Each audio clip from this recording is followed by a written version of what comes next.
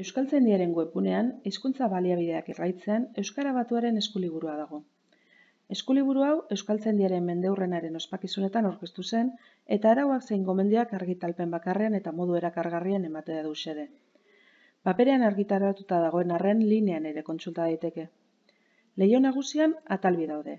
Ezkerreko menua da bilaketa bide nagusia, eta honetan klikatzen dugunaren arabera eskuinaldeko atala aldatuz joango da.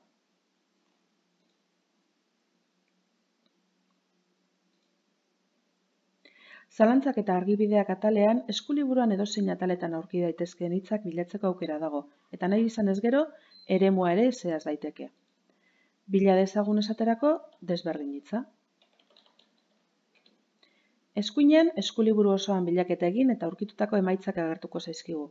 Zenbaitetan sarrera nagusi bezala, beste zenbaitetan azalpenaren edozein lekutako hitz bezala.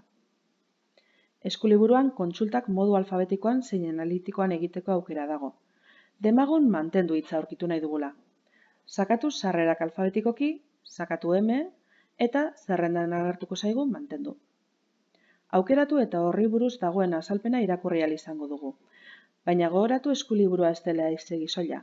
Haratago doa eta beraz, esaldien egiturak edota bestelakoak ere bilatu ahal izango ditugu. Adibidez, hain, ela. Ikus halaber menuan, eskuliburuaren paperezko edizioko gainontzeko atalak daude. Sarrera gainean sakatuz gero, hasieran izan dugun leiho bera agertuko da. Kontura zaitez, ezkerreko zein eskuineko menuetan gauza bera dagoela. Beraz, bai batean bai bestean klikatuta zuzenean joango gara ataletara. Hitzaurrea eta atarikoa atalek eskuliburuaren sorrerari dagozkion nondik norakoak ematen dizkigute. Zer den, zertarako eta abar. Hurrengo bideek eskuliburua erabiltzeko eta edukiak egoki ulertzeko informazio lagungarria ematen digute. Laburdura, zeinu, kolore eta erreferentziak atalak biltzen ditu eskuliburuko azalpenetan agertzen diren laburduren, koloren eta abarren esanahiak. Mantendu hitzaren adibidera buelta gaitezen eta azter ditzagun bertako laburdura eta zeinuak. EH laburdura Euskaltzaindiaren hiztegirako lotura da.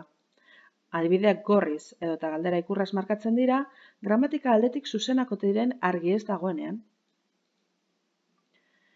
Ikur honek txarto dauden edo zalantzagarriak diren esaldien bertsio zuzenak ematen dizkigu. Eta marrazaiarrak aldaerak bereizten ditu.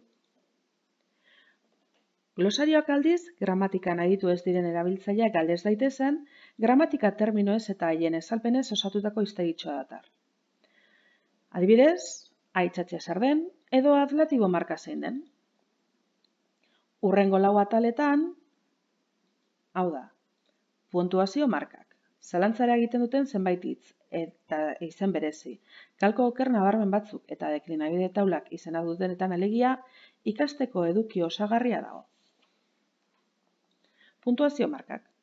Izenak berak dioen bezala, atal honetan puntuak, komak eta abarrak noiz eta nola erabili zehazten da. Zalantza eragiten duten zenbait hitz eta izen berezi. Atal honetan, hiztegiko ohiko zalantza asko argitzen dira. Adibidez, institutu edo la instituto. Edo nola idatzi yoga, i latinos jotas ala igrekos. Beno ba, 3 gauza hartu behar dira kontuan. Gorriz daudenak txarto daude. Beltz lodi daudenak dira formarik zuzenenak. Eta beltz mehez idatzitakoak onartuta daude, baina bigarren mailako aukerak dira. Hala, ababor da zuzena eta babor desegokia. Eta era berean adoleszentzia onartuta dagoen arren, nerabezaro edo nerabetasun aukerak hobesten ditu Euskaltzaindiak. Kalko oker nabarmen batzuk. Batzuetan euskaraz hitz egiten dugun arren, erderaz pentsatzen dugu eta ondorioz esaldien itzulpen literalak egiten ditugu.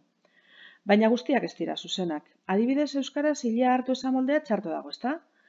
Hori da kalko oker bat. Eta horren parekoak agertzen zaizkigu atal honetan. Hala jasotzen da, esaterako eta barru luze bat desagokia dela euskaraz, edota gizona eta gizakia ez direla gauza bera.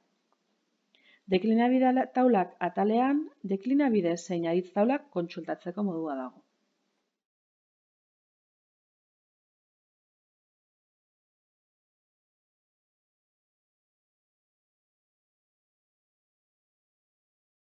Amaitzeko, bibliografia atala dago.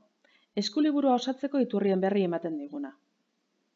Horrela bada, euskararen gaineko zalantzarik baduzu edo argibiderik jazi nahi baduzu, badakizu nora jo. Euskara Batuaren eskuliburua da zure gida liburua.